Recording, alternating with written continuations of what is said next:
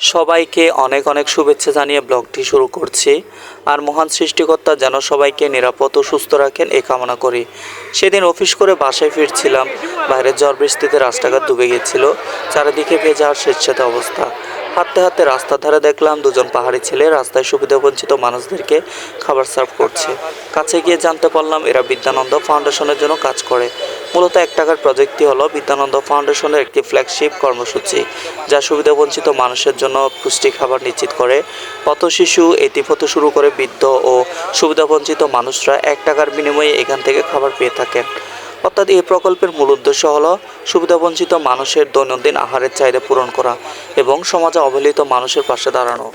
তারপর আমি ওইখান থেকে সোজা শুটকির দোকানে গেলাম শুটকি কেনার জন্য। হাই বন্ধুরা, এখন আমি আপনাদেরকে ঝাল ঝাল একটা রেসিপি বানিয়ে দেখাবো। প্রথমে আলু আর শুটকি মাছগুলো ভালোভাবে কেটে নিচ্ছি। বলে রাখি, শুটকি মাছে প্রচুর পরিমাণে উচ্চমানের protein, omega 3 fatty acid, calcium, iron, vitamin D এবং ফসফরাস থাকে। এটি হার্টের স্বাস্থ্য ভালো রাখে, মস্তিষ্কের কার্যকারিতা বাড়ায়। ক্যালসিয়াম থাকায় হাড় শক্ত করে এবং পেশি গঠনে সাহায্য করে। তবে অতিরিক্ত লবণ ও অস্বাস্থ্যকর উপায়ে শুকানো শুটকি এড়িয়ে চলাই ভালো। আমি ভালোভাবে শুটকি মাছগুলো বেছে নিচ্ছি যাতে বালি আর ময়লা না থাকে, কারণ বালি আর ময়লা থাকলে এর প্রপার স্বাদ কিন্তু পাওয়া যাবে না। রান্না করতে আসলে অনেক ধৈর্য লাগে, কাটা কুটা বাছাই এগুলো করতে করতে অনেকক্ষণ সময় লেগে যায়। দেখতেই পাচ্ছেন করে কাটাকুটা করেছি। আমার শুটকি আর আলু কাটা শেষ হয়েছে, এখন গ্যাস জ্বালিয়ে নিচ্ছি। বলে রাখি, আমি এই রেসিপির জন্য গুঁড়ো মরিচ ইউজ করব না, আমি ইউজ করব তেল ছাড়া ভাজা মরিচের গুঁড়া। দেখতে পাচ্ছেন আমি মরিচ ভেজে নিচ্ছি। যতক্ষণ পর্যন্ত মরিচ ভালোভাবে একটু কালচে কালচে আর মচমচে না হয় ততক্ষণ পর্যন্ত আমি নেড়ে নিচ্ছি। রান্নাবান্না একটি মৌলিক ও গভীর সংস্কৃতি। এটি কেবল ক্ষুধা মেটানোর জন্য নয়, বরং এটি জনগোষ্ঠীর ইতিহাস, ভৌগোলিক পরিবেশ, ধর্ম, ঐতিহ্য ও জীবনধারার প্রতিচ্ছবি। ভাজা হয়ে গেছে, ঢেলে নিচ্ছি। এবার আমি নিচে নামিয়ে ভালো করে গুঁড়ো গুঁড়ো করে নিব। এই যে দেখতে পাচ্ছেন আমি ভাজা মরিচগুলোকে গুঁড়ো গুঁড়ো করে চিলি ফ্লেক্স বানিয়ে নিচ্ছি। বলে রাখি, আমার বাড়িতে কিন্তু কেউ এভাবে রান্না করে না। এই রান্নাটা আমি এই প্রথম করতেছি, যেহেতু জাল খেতে ইচ্ছে করছে তাই এইভাবে বানাচ্ছি। আমার ভাজা চিলি ফ্লেক্স বানানো শেষ। এবার আমি পেঁয়াজ রসুন কুচি করে কেটে নিচ্ছি আর মরিচ রসুন আদা আলাদা করে বেটে নিচ্ছি। শুটকি রান্নাতে বেশি পেঁয়াজ আর রসুন দিয়ে রান্না করলে তারপরে কিন্তু স্বাদ ভালো আসে। কাটাকুটো করতে করতে এখন আমি আপনাদেরকে জানাবো রান্নাবান্নার ইতিহাস। রান্নাবান্নার ইতিহাস কিন্তু মানব সভ্যতার বিবর্তনের সাথে সরাসরি যুক্ত। এটি হঠাৎ একদিনে আবিষ্কৃত হয়নি, বরং লাখ লাখ বছরের এক ধারাবাহিক গল্পের ফসল। রান্নাবান্নার আগে প্রথমে আগুনের আবিষ্কার হয়।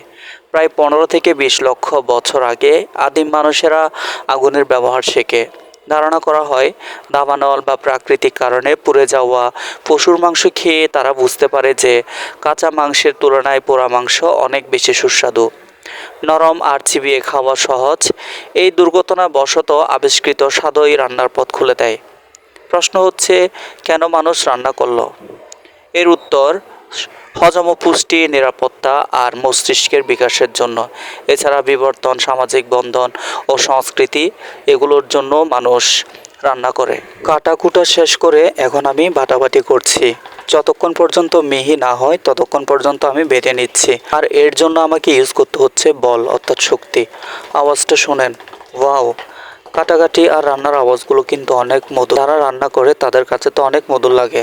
বাটা শেষ করে এখন আমি টমেটো কেটে নিচ্ছি। একটা টমেটো পচা পড়েছে, টমেটোগুলো ছোট ছোট করে কেটে নিচ্ছি। ও আমি কিন্তু পরিষ্কার পানি দিয়ে বারবার ধুয়ে নিচ্ছি, যেহেতু ভিডিওতে সব কিছু দেখাতে পারলাম না। কাটা ধোয়া এগুলো দেখাতে গেলে ভিডিও অনেক লম্বা হয়ে যায়, তাই আর দেখাতে পারলাম না। চুলায় আলু সিদ্ধ হতে দিয়েছিলাম। এখন আমি ঢাকনা উল্টিয়ে দেখব আলু প্রপার সিদ্ধ হয়েছে কিনা। হ্যাঁ, আলু প্রপার সিদ্ধ হয়ে গেছে, পারফেক্ট। সিদ্ধ হয়ে যাওয়ার পর আমি গরম পানিটা শুটকি ধোয়ার জন্য ইউজ করব, তাই পানিটা শুটকির উপর ঢেলে নিচ্ছি। যেহেতু শুটকি রান্না করব, তাই শুটকির গন্ধ যাওয়ার জন্য আমি শুটকিগুলো ভালোভাবে গরম পানিতে ধুয়ে নিব।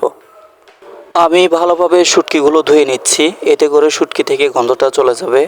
অনেকেই শুটকি খান না গন্ধের জন্য, গরম পানিতে ধুয়ে নিয়ে রান্না করলে গন্ধ আর থাকে না।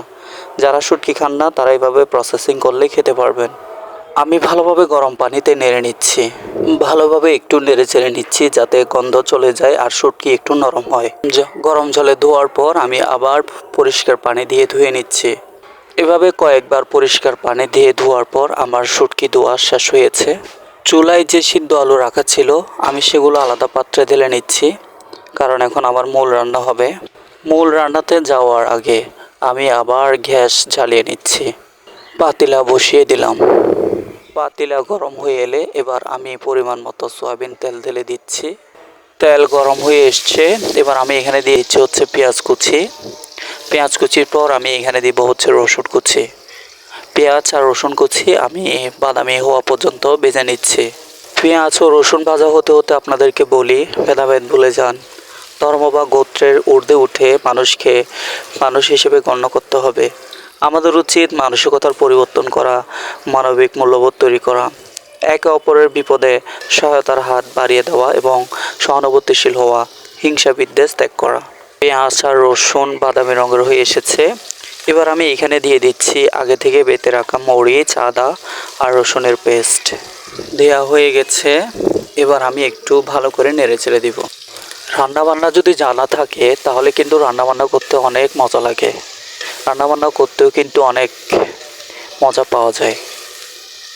সো আমি একটু ভালোভাবে ভেজে নিচ্ছি, খুন্তি দিয়ে নেড়ে চেড়ে নিচ্ছি। কিছুক্ষণ ভাজার পর এবার আমি এখানে দিয়ে দিচ্ছি আগে থেকে সিদ্ধ করে রাখা সিদ্ধ আলু। রান্না করার সময় এই যে আওয়াজটা, এই আওয়াজটা আমার কাছে খুবই মধুর লাগে, শুনতে খুব ভালো লাগে। আমি ভালো করে খুন্তি দিয়ে মিশিয়ে নিচ্ছি। ভালো করে খুন্তি দিয়ে মেশানোর পর এবার আমি শুটকি মাছগুলো দিয়ে দিচ্ছি। শুটকি মাছগুলো দিয়ে দেওয়ার পর এবার আমি খুন্তি দিয়ে আর একটু ভালো করে নেড়ে চেড়ে দিব। হালকা নেড়ে চেড়ে দেওয়ার পর এবার আমি এখানে দিয়ে দিচ্ছি টমেটো। আগে থেকে আমি কেটে রেখেছিলাম ওইগুলো দিয়ে দিচ্ছি। বানিয়ে রাখা চিলি ফ্লেক্স দিয়ে দিলাম। এখন আমি এখানে অ্যাড করব হচ্ছে হলুদ। হলুদ দেওয়ার পর আমি এখানে দিব লবণ। লবণের পর তারপর জিরা ও ধনিয়া গুঁড়ো দিয়ে তারপর ভালো করে মিক্স করে নিব। সব কিছু দিয়ে এবার আমি ভালো করে মিক্স করে নিচ্ছি, পাতিলায় যাতে ধরে না যায় এই জন্য একটু পানি দিচ্ছি। আগে থেকে গরম করে রাখা পানিটা দিয়ে দিলাম হালকা। এবার আমি ভালো করে মিক্স করে নিচ্ছি। ভালো করে মিক্স করে নিয়ে এবার আমি কিছুক্ষণের জন্য কষাতে দিব। ঢাকনা উল্টিয়ে কিছুক্ষণে এবার আমি পানি দিয়ে দিচ্ছি, ঝোল দিয়ে দিচ্ছি আর কি। ঝোল দিয়ে দেওয়ার পর এবার আমি ভালো করে একটু নেড়ে চেড়ে তারপর ঢাকনাটা দিয়ে দেব। ঢাকনা দিয়ে দিলাম। এবার আমি 6 মিনিটের জন্য সিদ্ধ করতে দিচ্ছি। সিদ্ধ হয়ে গেছে। ঢাকনা উল্টিয়ে এবার দেখবো ফাইনাল রূপ। ওয়াও, খুব সুন্দর একটা স্মেল আসতেছে। যারা যারা আমার ভিডিওটি দেখলেন সবাইকে অনেক অনেক ধন্যবাদ।